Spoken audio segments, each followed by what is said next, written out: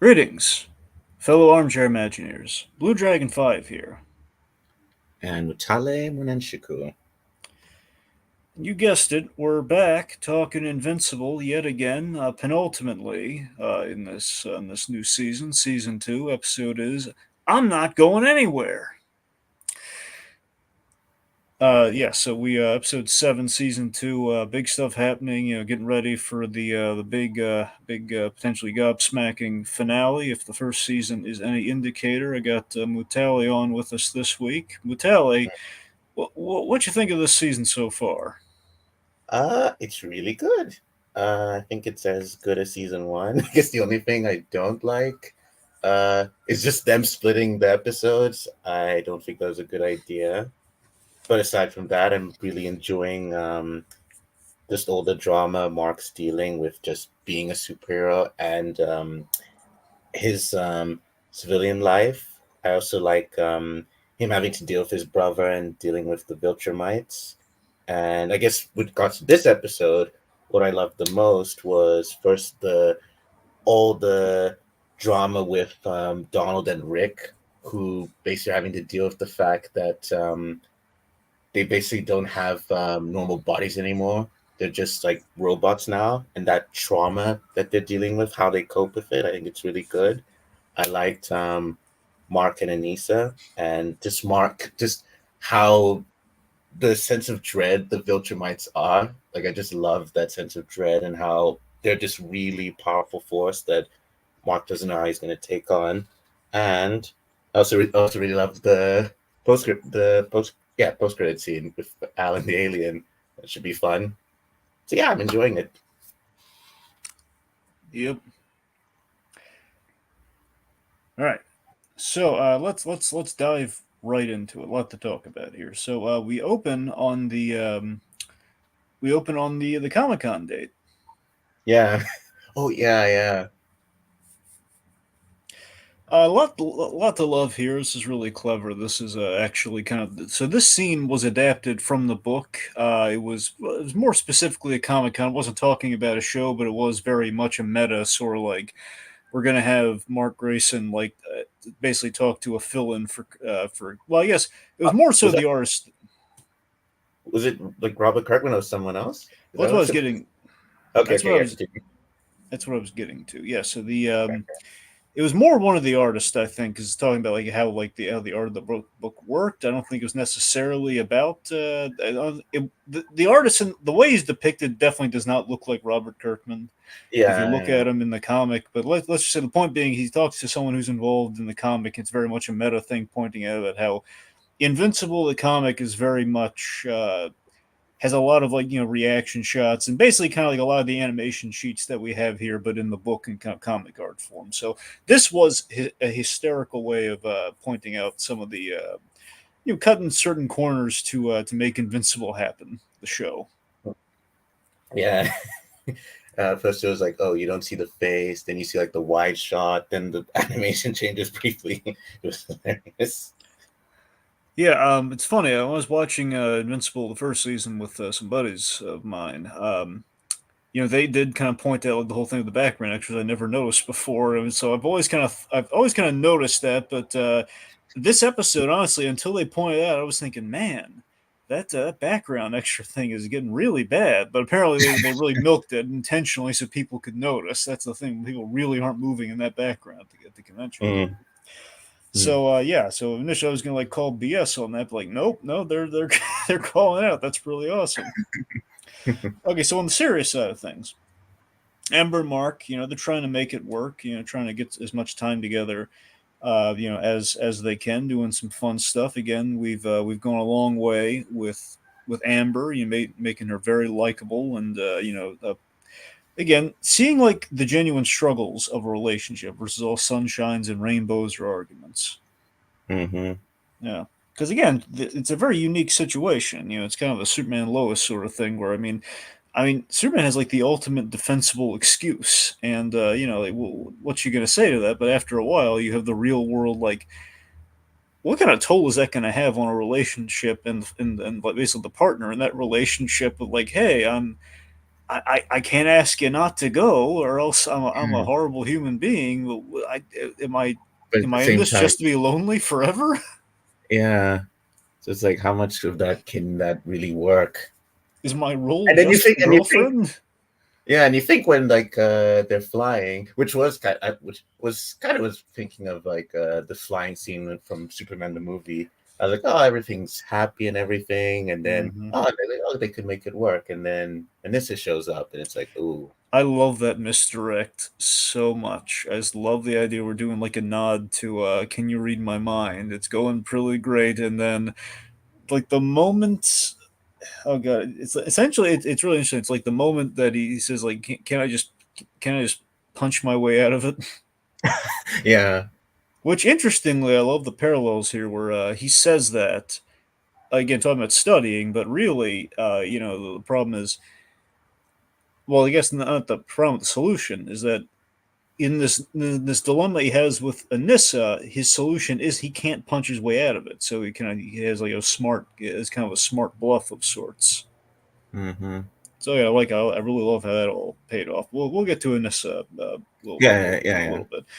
Okay, anyway, so Rex explode. He's all healed up. Passage of time between episodes. Rex is he's healed up and he's rushed back into the field. He escaped the hospital just to kind of see if he's got his mojo still, and he's fighting Octoboss. Mm. He's got like 8 kids. No, sorry, it's Octomom. No, Octoboss. He's Yeah, yeah. kidding. Anyways, Octoboss looks awesome. He's got a really nice design there. It's the fact that, like I love the fact there's like this language barrier. Octoboss, he's made a genuine good faith attempt at the English language. Oh, yeah, and Versus, Rex, yeah, Rex has his like robot hand that he has now yeah, he's got because he his Luke lost. Skywalker hand. I guess his Luke Skywalker Spider Man hand, depending. Yeah, yeah. Yeah, yeah. So anyway, he's fighting them, and he Invincible gives Rex some backup. Mm-hmm. But importantly, he lets him see it through. He doesn't just like take care of his problem for me. He lets Invincible see it through, but he does get to fire off the awesome laser to finish off the bad guy. Mm-hmm. Doesn't kill him, but it turns him into fried calamari. Mm-hmm. I should open with that next time. Anyway, so Rex, Rex and Invincible, he's confessed his relationship woes to Rex. So Rex, being a changed person now, Rex Mm-hmm. offers him like, "Look, I'm going to give you one date night with Amber. We will cover for you. I owe you." Mm-hmm. And again, we're going to see how that pans out rather unsuccessfully, I'm afraid. Uh-huh. Speaking of troubled relationships, let's talk about Robot and Monster Girl. Yeah, he has like this new like virtual thing that they can train that you think can help, so that way she doesn't have to transform because she'll keep getting younger and younger. I think that was a really good idea on his part because it is a Yeah, helpful yeah, solution. However, now here's where I think it's going, mind you. Now, again, I've mentioned this like ad infinitum before. I forget that we had you on for the first season for an episode, right? yeah. That's what I thought. Yeah. I think it was season two, the first like part of season two, Oh yeah, not I'm season sorry, one. you're right. It's so weird. But yeah, when they break it up like this. Yeah, yeah.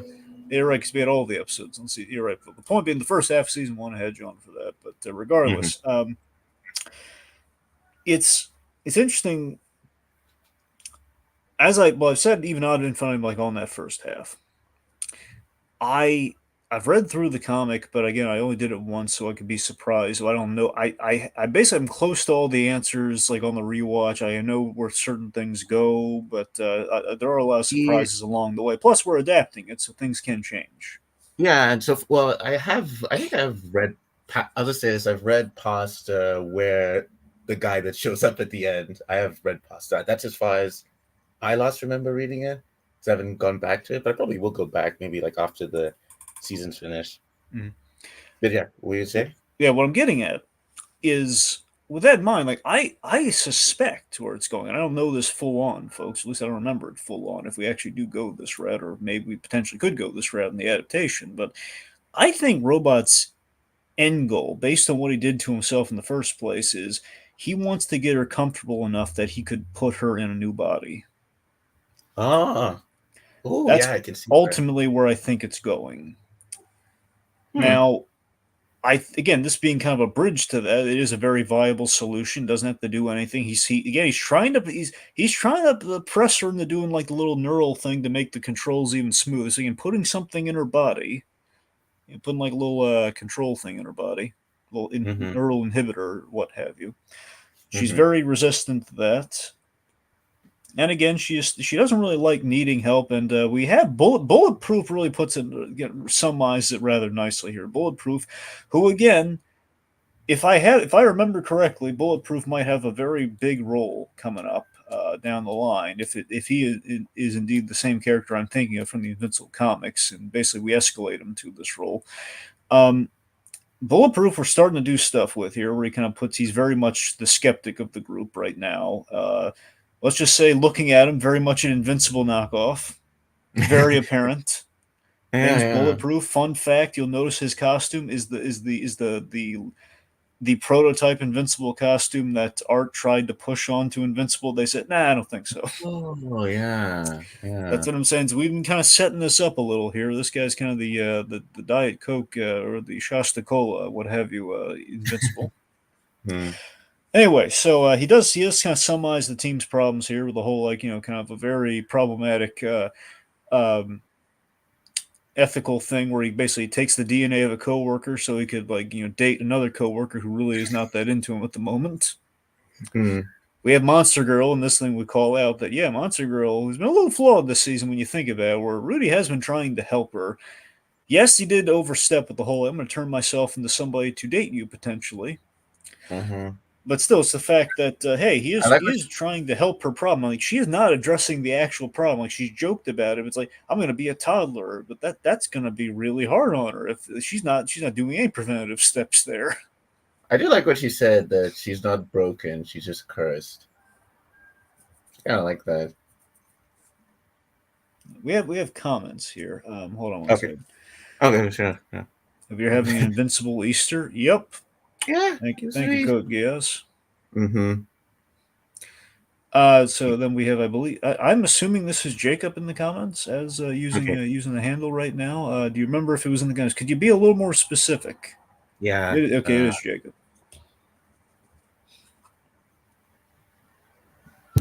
Well, again, he'll let us know in a sec there. But anyway, Mm-hmm.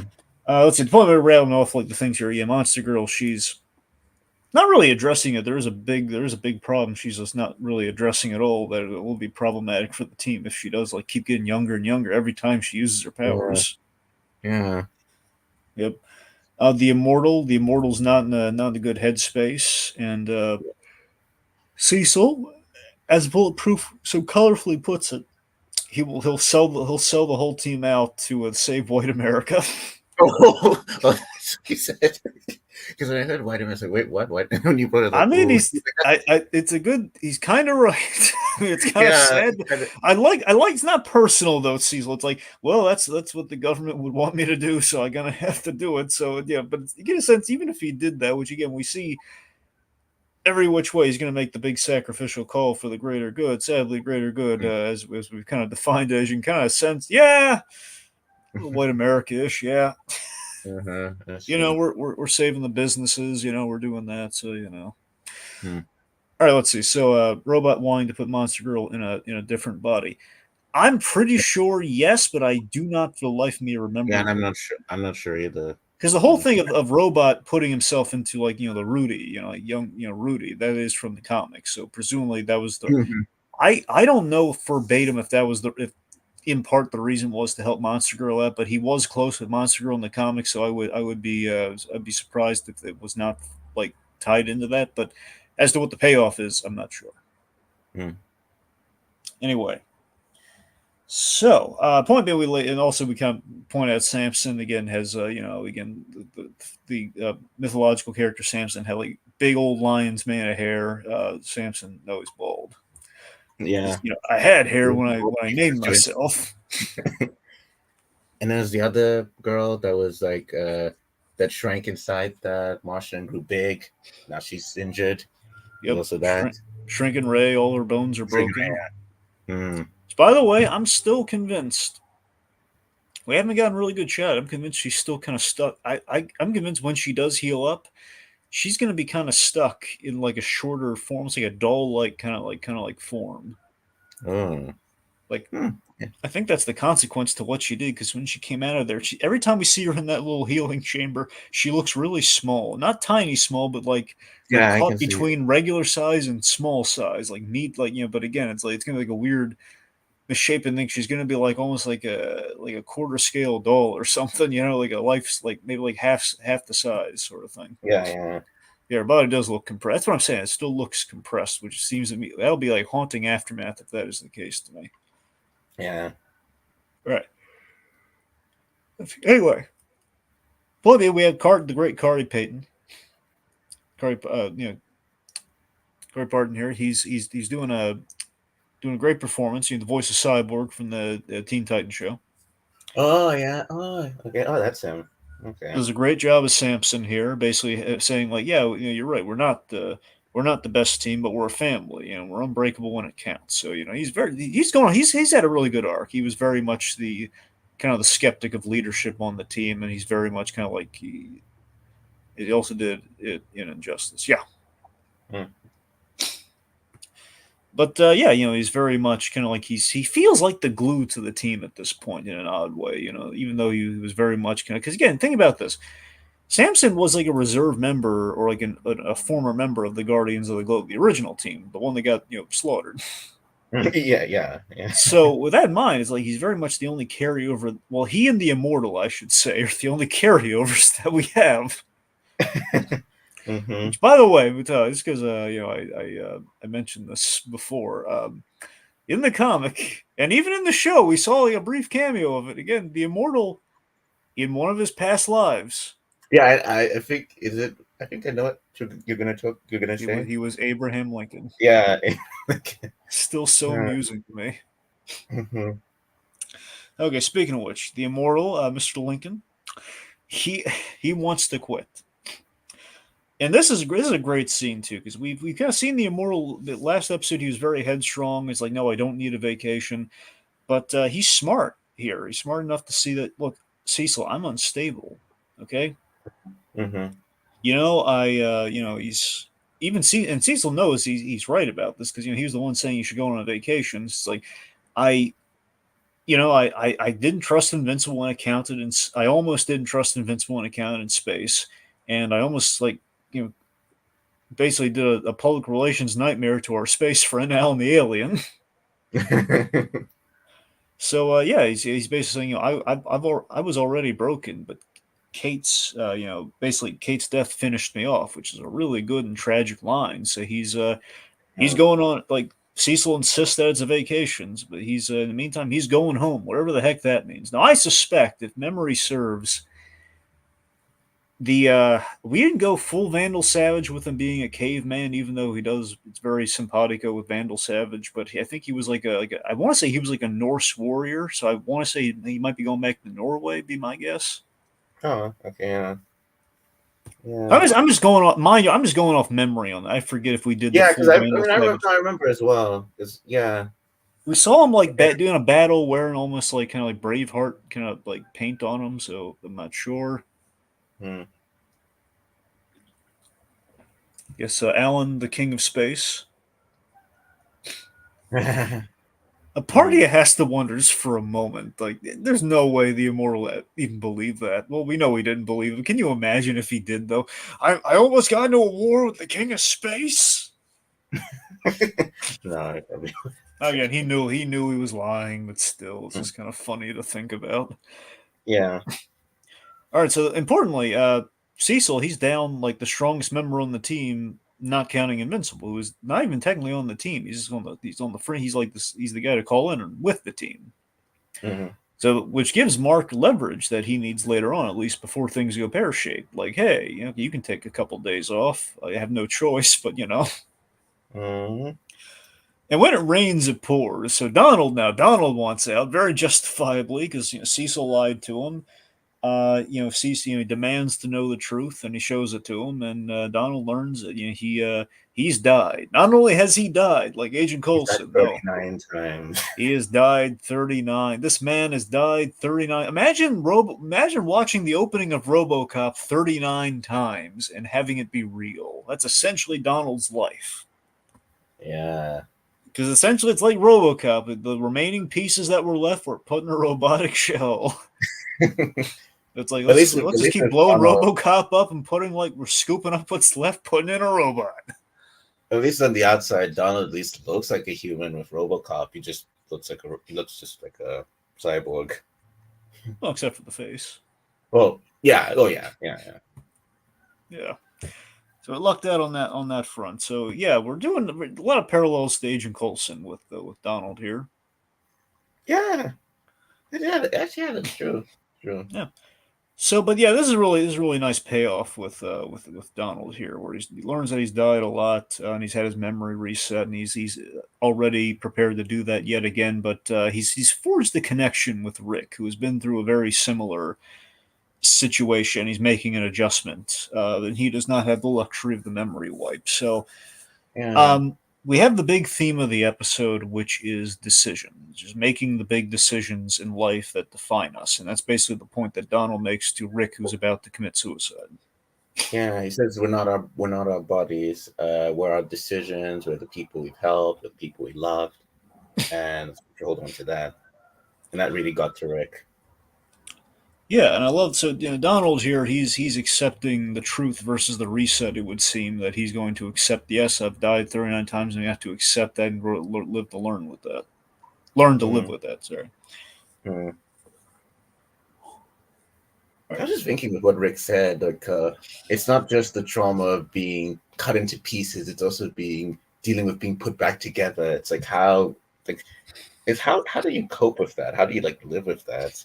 Like, I couldn't imagine that if that happened to me. I mean, I gotta admit, all the talk of again with the RoboCop parallels of the Donald Rick thing Yeah. with this show does remind me of, interestingly, not just the original RoboCop, but the 2014 RoboCop, the remake. Which did you ever Yeah. see that? Yeah, I did see it. One of the interesting scenes in that movie, one of the few, I should add. It's when it's when the body parts get removed and he just sees he's just a head and a pair of lungs. Yep, head, pair of Yeah. lungs, and a potentially real or fake hand. Yeah. Yeah. I assume that's a real, that's his real hand, but we don't know. Yeah, and I think it is. No, it is his hand because he has one like human hand. Yeah. Oh, and the scary thing is he only has one real hand because of the gag. Like, he should have a good handshake. That's the only reason he has a hand. Like, the OCP in that movie is like, yeah, we're so twisted, but we'll give him that part of his body just to serve our end. I think it was also just because like to shake like I guess people's hands and they don't Yeah, want to do it with a human hand as opposed to like a robot hand. yeah, that's the thing. Exactly. That's the main reason. It's there to serve the agenda, the corporate agenda. Hmm. Yeah. All right. Jacob is asking, did this remind you guys of All Star Superman a little bit? So in the All Star Superman comic, which, by the way, big influence it seems on the forthcoming James Gunn Superman movie. Yeah, yeah. Mm. Big scene from that book where Superman talks a girl off the ledge. Which we got a moment that in this scene that is very reminiscent of that, where he says, "Don't come any closer," and he respects that. He doesn't come any closer. Hmm. So a little bit of that. It's a great moment in that comic where Superman basically is dealing with young woman in crisis. Yeah, yeah. Not on Infinite Earths, but no, it's the young woman in crisis. Okay, let's see. So, Mark, speaking of decisions, Mark has a meeting with Dean Winslow. One could say Carl Winslow, who in reality is Reginald Val Johnson. Which is really funny when you think that I believe that I want to say the school is called Reginald Val. I forget if the school is called Reginald Val Johnson High or not. I think it was. Yeah. You mean the high school? Yeah, Yeah, yeah. That's what it's even the high called. school, yeah, not the college. But that's the fact that the part of this. I forget in the comic if he also became the dean. I know we had him like in high school having the scene that we have where he has a scene like this in the comic, which we kind of saw in the first season, I think briefly, where Mark has a scene talking with at that point the principal, who basically says, I believe in you, Mark, and I forget if we brought him back as the dean, but essentially it was a nice scene like this. So I love the fact that Dean Winslow here does have a soft spot for Mark Reeves, and he sees the potential in the kid and does have sympathy for him. Mm-hmm. Losing in quotes his father. Yeah. Yeah. So basically, he's the dean now, and he gives Mark a month to change his mind, basically saying, and he's not upset with him. He's saying, look, it's you have to commit either to school or commit to something. I love that he says or commit to something. Like, he's not saying like I give think it up is or commit to something. Yeah, commit to. I think it is commit to something else if it's not going yeah. to be school. And we see Amber there, and like when we cut to that, so it's just nice. Like just commit to something. He's not saying you have to like you'll be a failure in life without this, but just saying no, like just do whatever makes you happy, but commit to it though. Like don't be indecisive. Mm. All right, Debbie. Oh, Debbie. Mm. Debbie. She's got a new suitor. She's got Yeah. Paul. Yeah. Paul seems like a nice guy. We've kind of set him up a little bit. He was like her kind of her, I think, her real estate buddy or like her coworker. Yeah. I think so. Yeah. Yeah. Yeah. Now, I don't know if we're going to horrifically kill Paul in the next episode or not. I don't know. All I know is she said she kind of set a dinner date with Paul, and Yeah. We it's don't. kind of I don't. nighttime the next time we see him. So that makes me think, oh God, did we kill Paul? Yeah. I hope not. That'd be unfortunate. So Yeah, Debbie deserves like some happiness, especially not after just. that horrible group therapy thing. Remember? Yeah. I remember. I remember. He goes out with I'm trying to remember the Green Lantern, the parody of the Green Lantern character we had, like Green Ghost. Yeah, so Yeah. like Green Ghost is his husband. Mm-hmm. So yeah, that whole it's like Green Ghost's husband really just cut the legs out from under there and just like set her into like a spiraling depression almost. And she's also, as I said, she seems to be just managing taking care of basically her ex-husband's son or someone else. Yeah, I mean, So I again, don't it's think just it anyone. never ends for poor Debbie Grayson, but she's making the best of it. She's growing to love Oliver like her own. She's got April to help her out. Mm-hmm. You know. By the way, little It's probably little better. It's probably better than Cecil, like having that special like organization for superpowered kids. Probably he's Oliver's better with her. well, remember April is she's technically one of Cecil's people, but she does it basically works in an agency of like Cecil hires her, like she doesn't necessarily work for Cecil. But you know what I mean? Like Yeah, she said it from the get go. yeah. Oh, it's also a fun little superhero connect. That's Callista Flockhart, who was in Supergirl. Oh, oh, Yeah, yeah. Oh, okay, Cat okay. Grant. Yeah. Ah, mhm.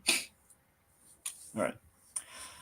So, so then here, this is a nice callback to season one. We have the nice the return of the Debbie Mark conversation, where you have a scene where Debbie and Mark, they're kind of on the back porch and they're kind of having this nice real mother son conversation where, basically he's asking like, how did you two make it work before it all went south? He said, well, there's a lot of loneliness there, and she thought having a kid, with having Mark would help, but things were still tough. It kind of escalated to single motherdom, and Yeah, and it's like she doesn't have a good answer for him.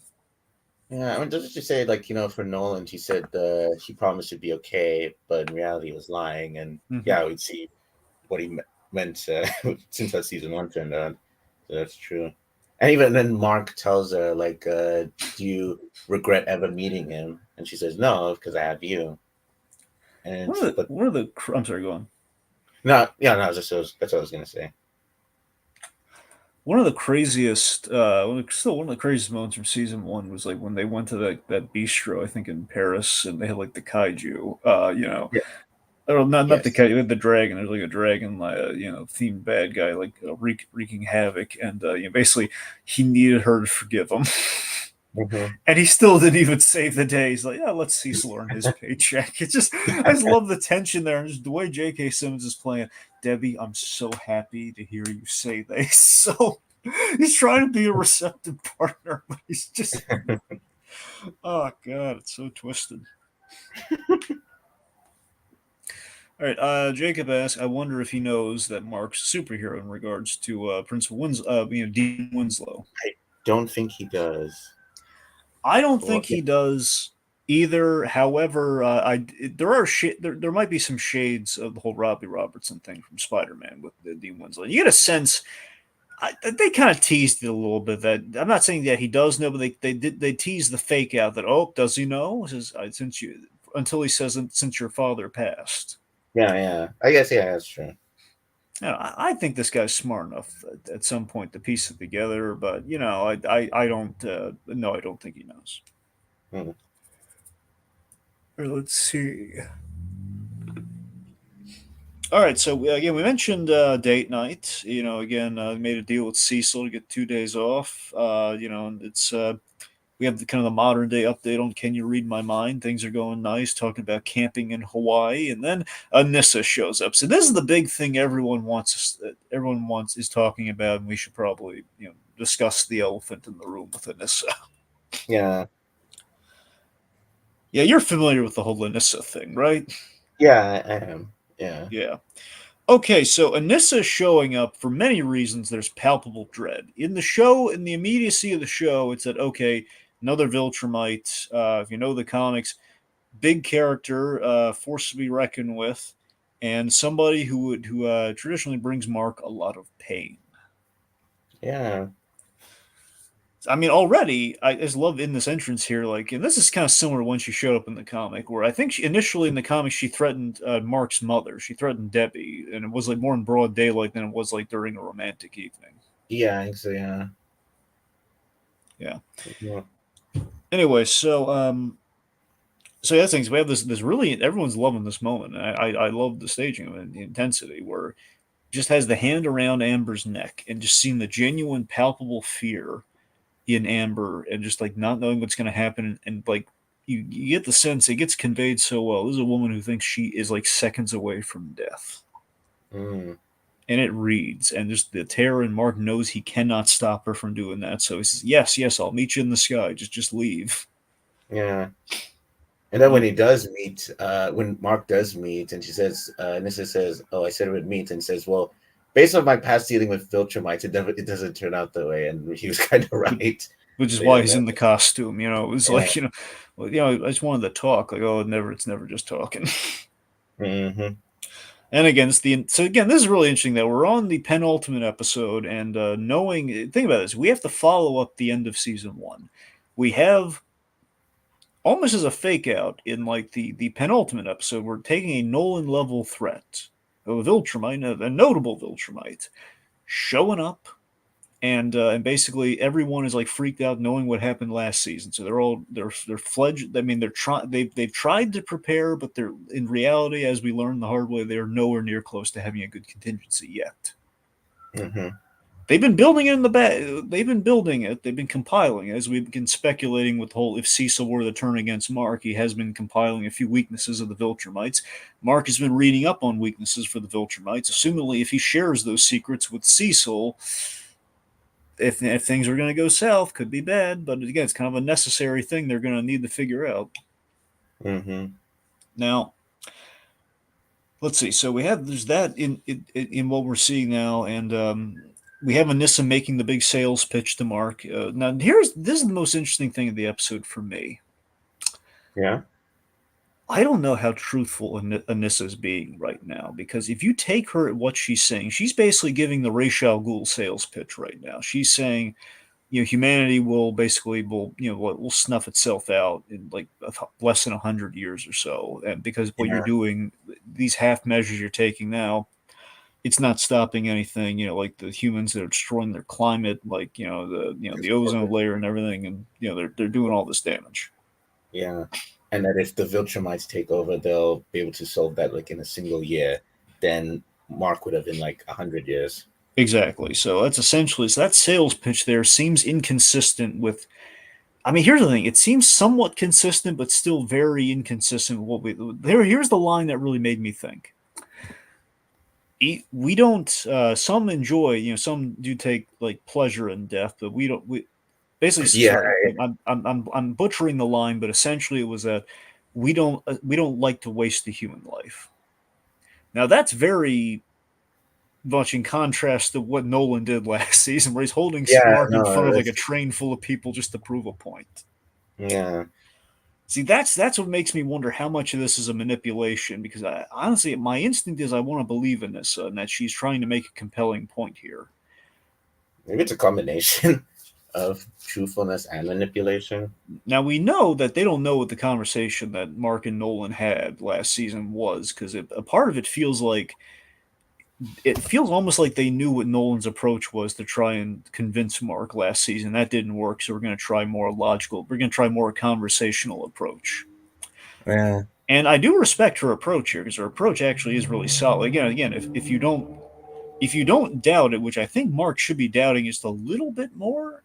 I'm not saying he's buying it at all, that he's falling for it, but just the fact that I don't think he is. we're not making it seem like okay, she's pretty much manipulating him here or lying to him, Hmm. which is the one puzzling thing because he just doesn't those dots don't really connect. The whole like, no, we don't want to waste human life. We just we don't again we'll kill thousands to save billions, mind you. We'll do that, which is the only logic I can really take from what she's saying. There's like, yes, we'll kill all the bad people and everyone will fall in line out of fear. Hmm. But still, though, if no one's gonna like, kill him willy nilly just to say just to demonstrate the fragility of life, that still feels like it's a little I don't know. Hypocritical. It's very hypocritical. It's very much like I don't. So that's the one thing that's the ambiguity for me there. Like, was she told to say this by the general, and then like the only half minute because again, if they take over and Mark just falls for it, he falls in line, they won't have to worry about it. Like he'll already be one of us. Mm-hmm. Because I do love the idea that Viltrumites do, on principle, with the exception of the ones that have dissenting views, they don't want to kill other Viltrumites. Or at the Yeah, very least, they don't want to kill other proven Viltrumites. Because the way we've set it up, it's kind of like a demented like Saiyan thing from Dragon Ball Z, where last season the way Nolan laid it out was like the Viltrum cultures that they killed the weak people of their own planet, so only the strong would survive. Basically, that's how they have like a natural evolution on the planet. Only the strong survive. yeah, So with that in mind, I have to assume they don't want to waste the pure, like the strong Viltrumites' lives, but not the ordinary Viltrumites that can't cut it. They can die. yeah. That's my interpretation based on what we've seen is what they're getting at. But yeah, I can see what you mean. Yeah. Yeah. All right. So anyway, conflicting info or not, um, Mark they're in a bind there because again Mark can't fight her off, and if he says something she doesn't like, who knows what's going to happen. Hmm. But there's a kaiju attack on the sea, attacking a cruise liner, and Mark and Cecil has a really good idea here. Like, hey, like, see if she really means what she says, get her to help you out. And they do. Which And basically, Mark, worst case, they take out a big kaiju, and I think the contingency is that last time a kaiju gave Nolan some issues, so I mean that might at the very least slow her down or something. hmm. But it didn't. Like Mark Nope. tries to take it on and it doesn't work, and she just flies into it and kills it. Yeah, you get a sense that Mark. I think Mark, given time, he might have been able to stop. I mean, he took it down like a big, like a God. I'm trying to remember the thing from Attack of the Titans. The Begins with uh, the sea, the giant monster from Attack of the Titans. Clash of the Titans from oh, not Attack of the from Clash of the Titans. the The Kraken. crack, Yeah, the the giant crack. Kraken thing. That's it. Yeah. So I mean, Okay. I think we've seen Mark take out a Kraken, so I mean it's possible. Yeah. All right, let's see. What was a point being, she takes it out rather effortlessly. My favorite detail, just to demonstrate her big advantages of Viltrumite, her whole thing is speed. Like she goes through that thing's head so fast. There's not a stain of blood on her because it all just pops off of her. Oh yeah. Oh yeah. That's true. I love that detail so much. It's a great visual way of showing. Okay, not only she's faster than Nolan. That's her whole thing. Speed is like her big. Like each Viltrumite kind of has a specialty if you really pay attention. Like something that sets him off from the other one. Yeah, I guess that speed thing you brought up. I think it was when she was first grabbing. Well, she was holding Amber's neck, and I think the way it was shot, like where we saw the other people there, it did seem like it was frozen. I think it was also shown there, Yeah. like how fast she is. Oh yeah. Anyway, so Mark turns her down. He's saying like, no, even people are flawed, but doesn't mean we I don't. Now we're making a big point of this, and if I suspect what's going to happen is going to happen, we're making a really big point of Mark does not want to kill anyone. Mark hasn't necessarily like outright murdered anyone. Yeah, yeah. That's the thing. Then you have like the occasion, like all those Martians. I don't know if well, not Martians, like the alien race that attacked. The ones that age at a hyper Little like intensive rate. starfish like aliens. Well, no, not no. You're right, but not the Sequids. No, those are the Sequids, like the Starro Oh, yeah, knockoffs. exactly. I meant in the first season we had like like the Oh, Jaimin Hansu, like like the the aliens that like invaded, but they had to disappear because they would age at a rapid rate if they stayed there. yeah, yeah, yeah. Like those That's guys, what like, I think those might have been like some again might have been like some crowd death on that one, but mm, But again, it's like an alien horde, and I don't know that one's kind of a tech. That's kind of an exemption. yeah, true. Okay. Point being, Point being, we're making a big point that Invincible traditionally does not. He doesn't like kill as his first move, and we kind of saw him like almost kill in self defense, but almost kill because those Viltrumites didn't get killed by him. They almost did, but they were. It was a brutal battle. He fought with the intent to kill only in a survival context, but he didn't end up killing him. So he still hasn't really done it yet. Mm, So he's making that point to Anissa there, and I'm sure that will come into question at some point in the show. mm-hmm. But yeah, so he turns her down. I love how ticked off she is. Like, I was so calm and polite, and you're turning me down. Yeah, she's like, oh, I use logic and reason, and you still uh, won't join your people or By the way, commit to how the cause of your people. how great is her design? By the way, Yeah, is it kind of right now? It kind of reminds me of Feora. Well, just like well, yeah, I face mean, with wise. yeah, Feora with like the short hair and everything. Yeah, there's a little bit of it Yeah, there. Again, this predated Feora, but you're right though. I mean, honestly, you know what? Interestingly though, her hairstyle in the comic, it's gone through a couple looks, and I think ultimately they kind of combined them. But I would imagine maybe Feora's hair, a little bit of like the very first appearance of her, was a little more. It wasn't really as kind of like stylish as it is now. So I don't know if that's them pulling from the later stuff they did with their design wise, or if that was like maybe let's give her a little bit of Feora in there, throw a little Feora there. mm, Anyway, so they get into it, and Mark's very outclassed here. Again, interestingly, the whole human race is at a less than 18% chance of survival, of survival success rate, where Mark has like an 18% chance.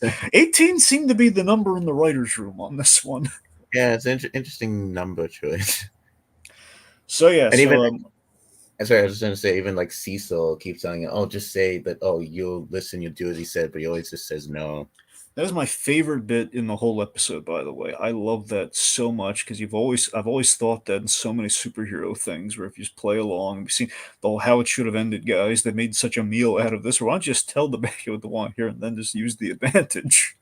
Yeah, Where yeah, so this is after some great action there, Mark is getting trounced again. We're kind of painting. Oh God, we're doing kind of our season finale stuff an episode early. This is kind of like God, he's so outclassed right now, and this like does that opening punch and like the eyeglass, like the lenses of the mask shatter, and like oh God, he's in so much trouble right now. But yeah. I love much like, and again we're showing some running themes here. Hmm. Mark, the only we've established Mark cannot so far he has not been able to defeat a Viltrumite in combat. Yeah, He's gotten yeah. close, but he hasn't done it because he's not willing to kill. Mm, Now, with that said, the way he's defeated the Viltrumites before, namely his father, is he's made them listen to reason, or he's made the emotional plea here. In this case, the intellectual plea to Anissa, where he says like, she says like, well, she doesn't say like, do you yield or anything, but basically like, are you going to fall in line, while her foot is on his, like her boot is on his neck, Yeah. and he says, do it. Like either you need me or you don't, which Yeah. is a wonderfully gutsy move. I love the guts on Mark. He does two really gutsy things. It feels very Captain America from the MCU esque to me, and I loved it. Where Yeah. those Yeah. big moment. It's very, and I love this too. Like Cecil, when he says, like, Donald suggested this plan. By the way, Donald suggested that he plays along, and Cecil says, "Okay, listen, kid, say the words. Just say you'll do it, and we'll come up with a plan together. Take him down." And Mark says no. He says, he says no, and then Cecil just says kid. I love the way Cecil says kid, because you get a sense that he respects him for it. Yeah, he does. Yeah. See when he shows up like at the end and he helps him up. Yeah, that too. So I mean, he says on the radio, you kind of hear a little bit of the respect there, and he's begging him, "Okay, look, just say the words. It's okay." And anyway, so he doesn't. Then he makes the big gutsy thing. You either need me or you don't. Says, my mission's not to kill you, but you. Now this is a big moment, by the way. I'm sorry. I know I'm going a little bit all over the place here. Just follow me. It's good. Anissa warns, you had better fall in line, because the next person they send, basically, you will decimate the whole planet. Now, this guy, if they're talking about who I think they're talking about, and I'm pretty sure they are.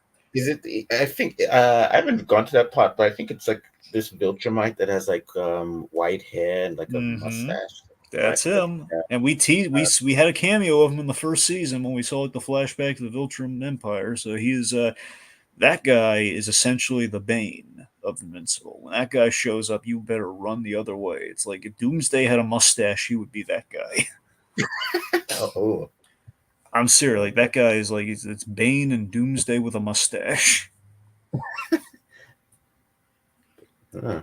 That guy's name is Conquest. If she's talking Oh, about with a name like Conquest, that, yeah.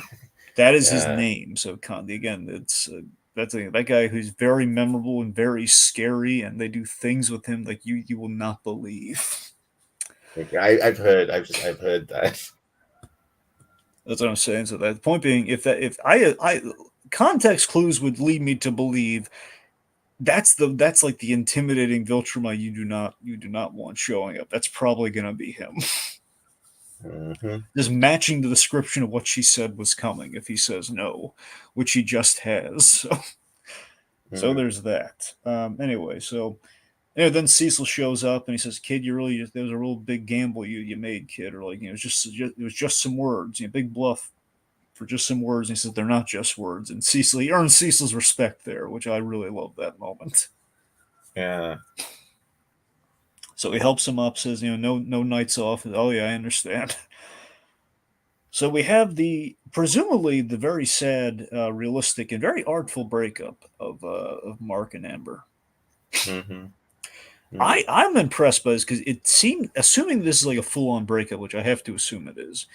This is them getting out of they wrote themselves into a corner with Amber, and I think they just got themselves out of it in a really good way. Yeah. See, the problem is, if memory serves, the whole thing with Amber was we had the whole like she found out he's invincible, and then she kind of dropped him like a bad habit. Where in the show, she came back. Admittedly, it was a lot of BS, like the way she came back, but in keeping her on, we then redeemed her. Yeah. I made her more. She's more understanding.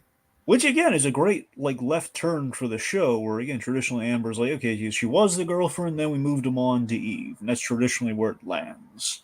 Mm. So the fact that we've kind of teed up, there are feelings for Eve. There are some subtle feelings for Eve there, but again, they're friends, but still, you get a sense these two crazy kids, there might be a spark there. And it's the Mm-hmm. question of like, oh no, it's the Peter Parker dilemma. There is Mary Jane and there is Gwen Stacy. Short of killing Amber, what do we do?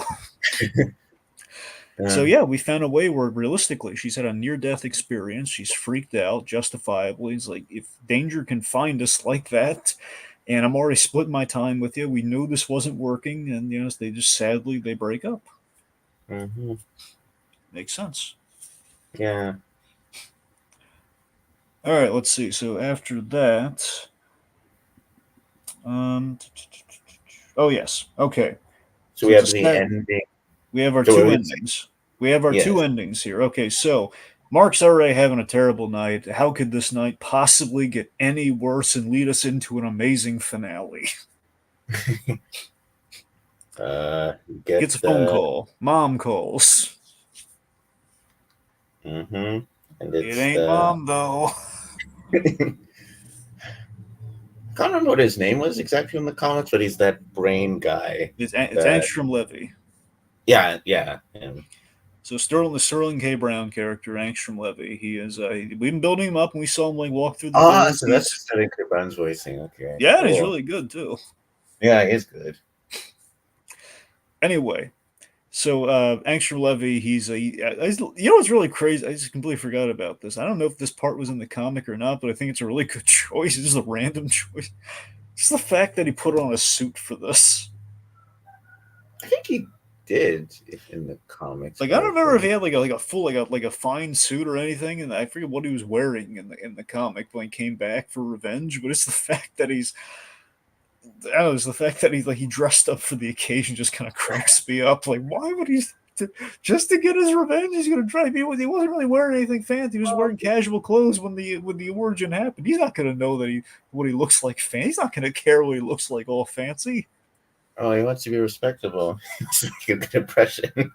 God. Anyway, but yeah, this is interesting. So again, ever since they introduced this guy, I had a feeling they would end the season with the big confrontation between the two of them, which again is kind of how that major arc kind of culminates with this guy. Something big happened. I won't tell you what, but something big happens with this guy.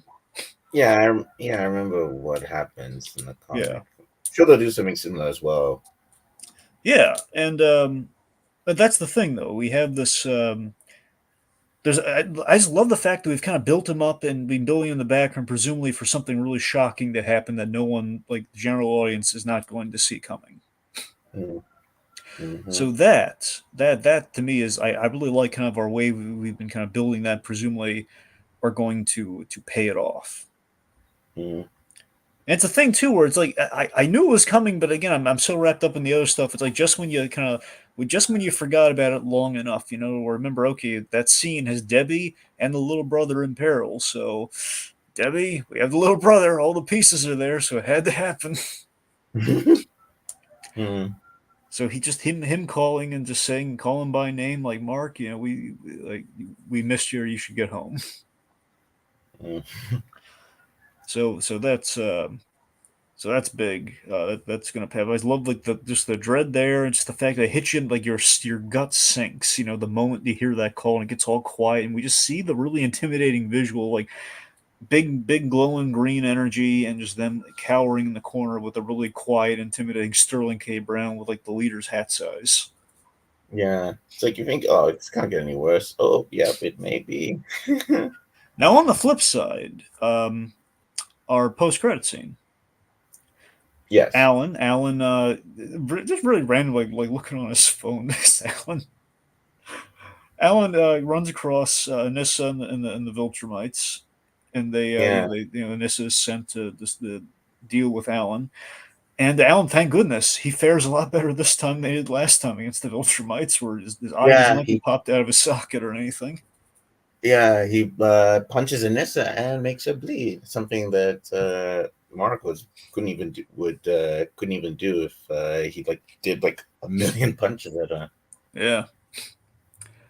So yeah, he's faring a lot better, and ultimately he throws the fight. He plays possum, I presume, and ultimately I know that Alan does encounter Mark's father. Now I forget the circumstances in which he does, but if I'm just putting pieces together here, I would imagine because Mark did tell him to keep an eye out for his father while he was out there. So I think Alan has seen an opportunity here. Well, there are the Viltrumites.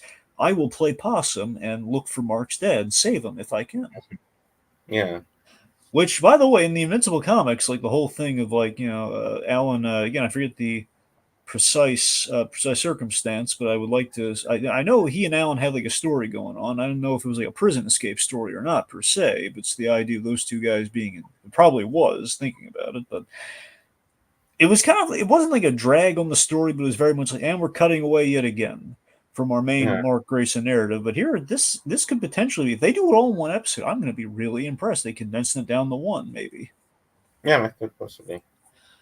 So we'll see how that goes. So presumably, we are going to save Nolan, and we're going to do stuff with Nolan next season. Yeah, I probably maybe like Nolan will go with Alan and he'll meet Fabius. Yep, Mm, Thetis, yeah. Betis. Right.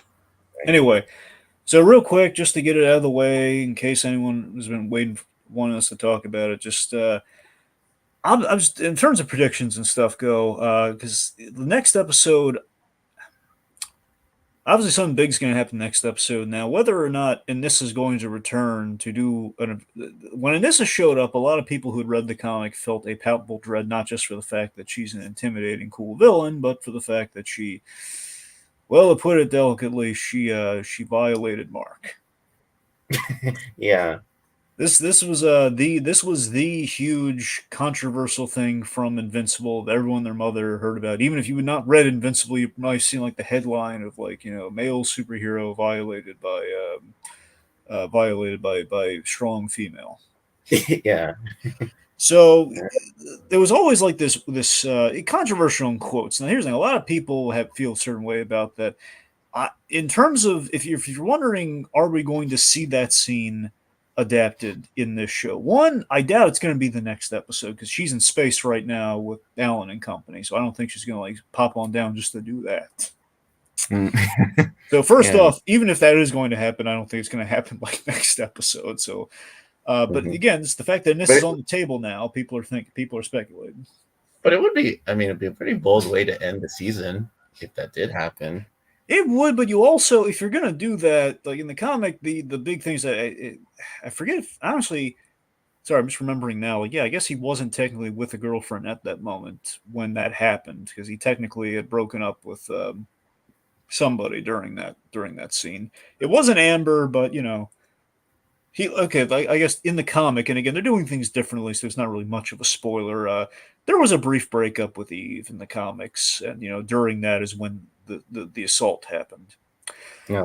So I can't really say it really would have its more meaning if he was in a relationship and then that happened. But the point being that's neither here nor there. So in theory, I mean, if you want shock and awe, it could happen. Yeah. It's just the fact it's literally a proximity thing of like she's in space. I mean, we kind of undercut the whole you don't want this next guy to return. It's like it Mm. feels like she shouldn't come back until after the whole conquest thing. Hmm. Now, all that said, though, in all seriousness, if they're going to do the scene or not, I will bet you they will not do that scene. I'm going to tell you why. Now, here's the thing. I don't think they will do that scene. Honestly, though, I think they should do that scene. Okay. I'm going to tell you why. All right. All right. Okay, so the two reasons I don't think they're going to do that scene. I'm convinced they will never do that scene for two reasons. One, again, was the most infamous thing, controversial thing they did. Invincible. Kirkman got a lot of flack for it. I have a feeling he will not be eager to adapt that scene verbatim. It'll probably just be a thing where, honestly, kind of like what we saw now. Anissa will be very terrifying, but for just the sheer strength and speed that she has versus like anything horrific like that she does. Second reason, Kirkman has also said in interviews lately about the shows we kind of made fun of hilariously in the first half of this season during the episode 3 where Mark loses his virginity to Amber. Hmm. Kirkman does not like how nudity animates. Not that he doesn't like nudity in the comics or anything, or like doesn't like because there's some scenes in Invincible, but it's the fact that he doesn't. It feels awkward for him to have it animated. Those were his exact words on the matter. So because of that, I really don't think I'm convinced for those two reasons we're not going to see that scene in here. Now, here's why I think they should do it though. They're not going to, but why I think they ultimately should not shy away from it. Hmm. While controversial, and I get why. While Yeah. controversial, it it was it was an underreported thing. It was a really big deal. It was a trauma that our hero incurred, and it's just the fact it was something you don't see every day, and it feels like the show, given how there's a lot of eyes on this show. A lot of people, Yeah. it's very popular right now. People who've not read the comic are Yeah. watching the show. People, it's getting a lot of interest in things. You know, a lot of Yes. people are loving the show. Either that or they're watching the show. Either way, Hmm. doesn't it feel like if you were going, if they like in the past controversial shock value, but now today in a show everyone's watching, everyone's actually listening to Invincible.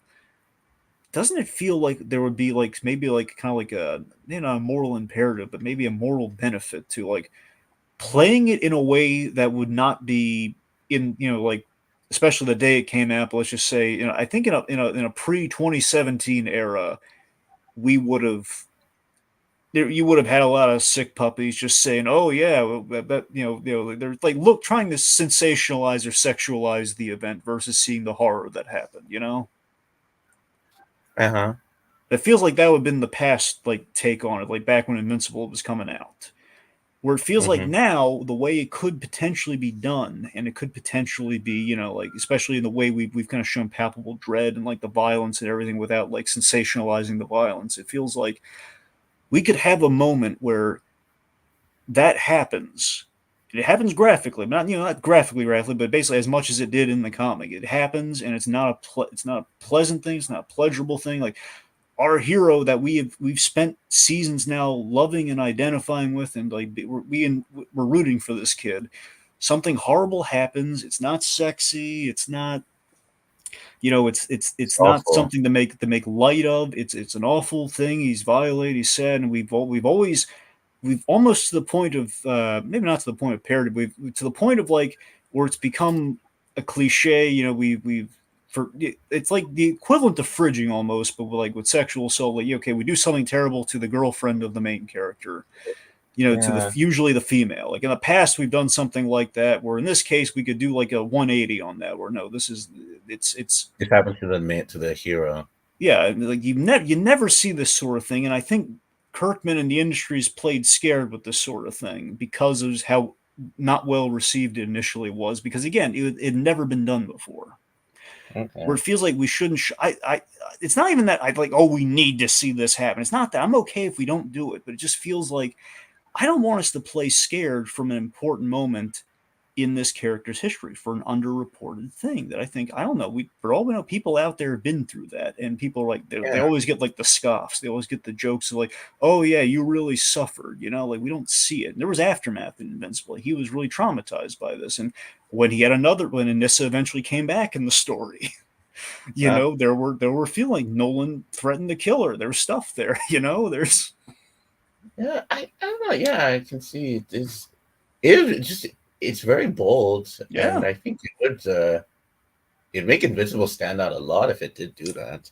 It would. And then again, I will bet you all of King My Silver they will never adapt that in this show. And may I eat my hat if I'm wrong. But Uh, I'll be shocked. I'll be shocked and very proud and impressed if they do it, and they do it as well as I know they can do it. But yeah, mhm. it's probably not going to happen again. We got it out here because that's what's on everyone's mind. Because there's like a bazillion articles right now, like this is back. We know what when this has been introduced. We know what that means. Uh, And these poor saps don't know, like, guys, it's not going to happen. And then we're going to have another debate, like maybe it should have happened, like I've laid out, or a lot of people saying, no, here's why it didn't happen, and this is why it's a good thing. It's like no one's going to learn nothing. yeah. I mean, maybe they'll do it the next episode, just to just shock people, and then builds just more hype for season 3. I mean, the only way I could even see that happening by some stretch is I think the whole point. Again, I'm sketching on the deals that led up to it directly. All I know she was like around, but I imagine in defeating I don't know precisely if this is before conquest or after conquest, but let's just say after dealing with conquest she would be impressed that, oh man, you're a lot stronger than I gave you credit for. We should mate because it's the Viltrum way, which essentially is how it goes. So I don't know if it's like I saw he dealt with that Angstrom Levy guy who I never heard of before. I'm impressed. You know let's do some not so good stuff right now. Let's get it. Yeah. So I don't think it's like yeah you just killed Sterling K. Brown, potentially. I don't. Mhm. I don't know. I don't think we're gonna necessarily get that. You know, Yeah, yeah. I don't think that's gonna like send her back with bells on. I think it's gonna be the conquest. Now that's a big deal. Ooh. But again, I don't. All right, so that brings us to the end of the episode. I want to thank the folks tuning in here, like tuning in after the fact. We have Kogias Anime Fan and Jacob run the behind the scenes for us here. I want to thank Yeah, Mutale for flapping his gums with me. yeah. It was a pleasure. All right, I'm in next for that. Continue. Go ahead. sorry, next week we're tackling the finale, so don't miss that. Hmm. Yeah, looking forward to it. It'll be very explosive. It'll be explosive. Be Rexplosive, man. Rex, yeah, Rex explosive. Join us for a Rexplosive finale of Mhm. season 2 of Invincible. Probably going to be another year before we get another season, according to that one guy. Yeah, although yeah, at least it won't take as long as it did, If which is anyone good. wants to blame anyone, blame the Seance Dog guy. He's the reason for the wait. Oh yeah. Hopefully he comes back. Yeah. All right. Well, that'll do it for this time, folks. See you next time. All right. Remember, we're not going anywhere.